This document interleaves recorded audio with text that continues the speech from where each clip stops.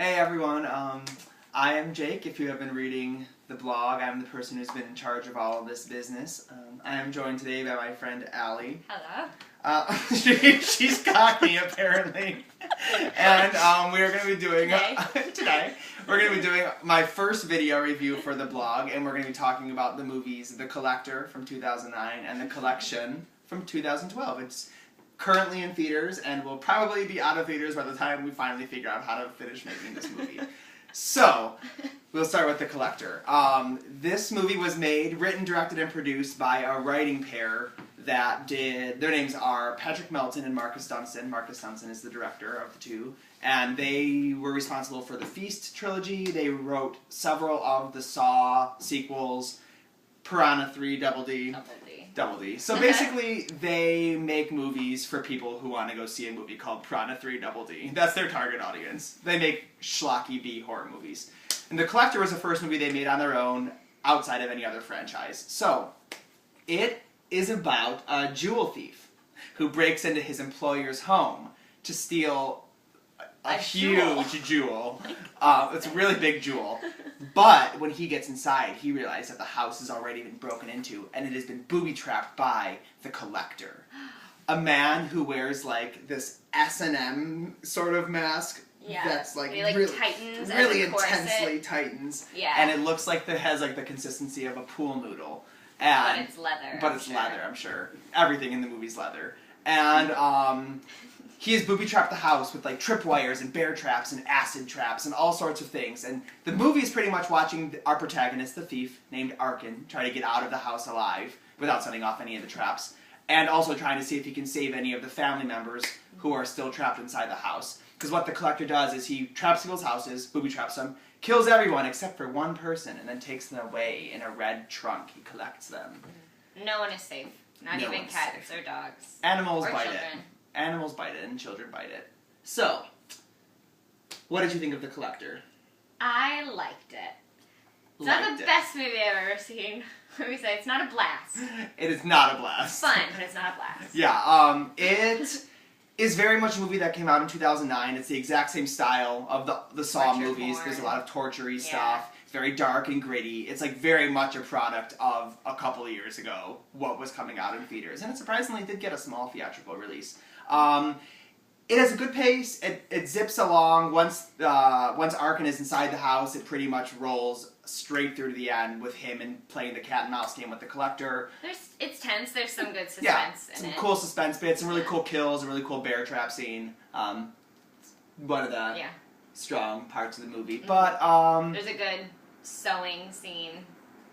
Things like this. If this is the kind of movie where like, once you hear what it is, you immediately know whether or not it's a movie you want to see. Yeah. So, Arkin is a really cool character. He makes smart decisions. He's like a very worthy adversary. So it's fun like watching these two people play cat and mouse for an hour and a half. It's also pretty generic. I would say C+. If C is average, slightly above average, fun movie, nothing that really stands out. How about you? B-, C+. Right around that. If there was something in between that, that would be perfect. That's a very good way of saying it. Which brings us to The Collection. So at the end of The Collector, Arkin is taken into the box by the Collector. I know that's kind of a spoiler, but if you've seen any information for The Collection, that's like what the movie's about. So, anyways, so he is collected and taken away, but he escapes. And the plot of the movie is centered on this young girl named Elena, who is kidnapped by the Collector, and her rich father assembles a team of mercenaries. Also, they refer to themselves as a task force, which I think is really great. So as soon as they said that, we were like, yes! Like, I love task force mission movies. And so anyways, this task force has to go to the Collector's warehouse and where like he lives, his home base, and get Elena back. And the only person who's ever lived through the Collector's traps is Arkin. So they kidnap him, it's a lot of kidnapping, and make him show them how to get back to the warehouse and like make him go inside and like show them how to get to Elena. And it's all about the traps. It's a fun house of death. Yeah, like around every corner something sharp is like jutting out. There's like pressure plates on the floor. It's all about gruesome, awesome, gory, happen in the middle of the moment deaths that are really satisfying and really fun. It's 82 minutes long.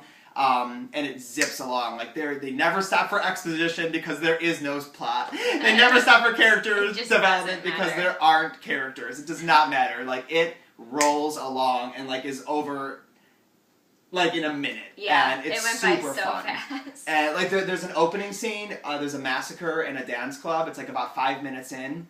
And this is what's the movie's gonna be remembered for probably a long time after everything else in the movie is forgotten. Where the collector like booby traps an entire dance club, and within the first 5 minutes of the movie, like over 200 people have gotten killed, like in awesome fashion. And it's also one of the only parts of the movie that uses CG blood effects. Like almost everything is practical, which is important to me. Mm-hmm. I hate like computer gore, but the computer gore of the party massacre is so cool. Like what's happening is so badass that like I can stand a little CG stuff. But it's pretty gory. Yeah. I think the gore in the first movie was more like realistic, if you will. Both movies, that's actually fair. Like both movies you need to suspend a lot of disbelief to ever think that something like this could ever happen in a million years. But especially in 2, because it never tries to make sense. The same idea for both movies, but the tone of each movie is very different. That's actually very true. Like 1 is actually trying to be like suspenseful. Mm-hmm. 2 is just trying to be like action, gore, explosion, stabbing. Super campy horror, horror movie. And one quick thing to say at the end.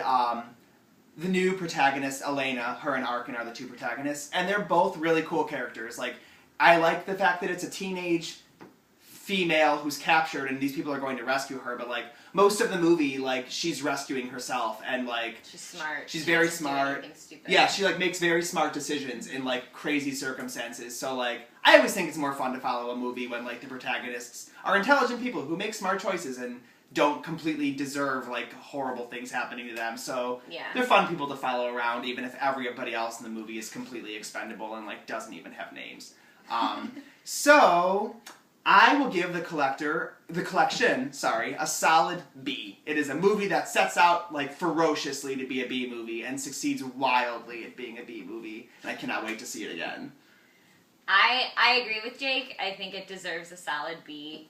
Although I really want to give it an A+, because I enjoyed literally every single second of this movie. It's an awesome movie. It was so it's awesomely fun. Yeah. There were like 20 people in the theater on opening night. Don't see it sober and don't watch it alone. Things to think about, things to consider. And we saw it opening night.